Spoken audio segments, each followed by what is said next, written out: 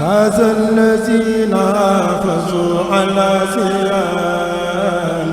شريف لقباب للإيام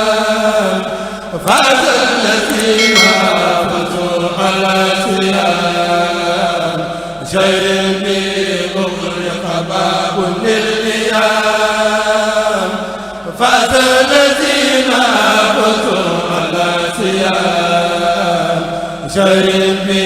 أغلق باب للإيام يرون أبدل الفتور في الخمور وفي القيامة من المن الكبير سيد خالق الورى للصائمين في رمضان برداء القائمين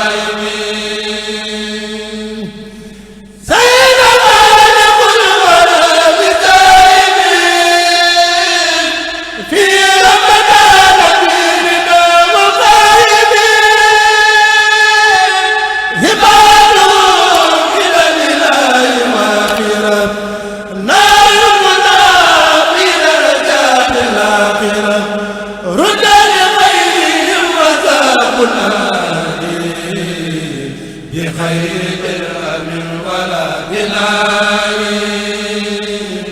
رباه برمضان نافعون نباه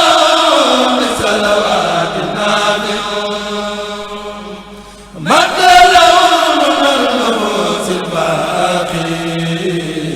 سلطان. N'oubliez pas de vous abonner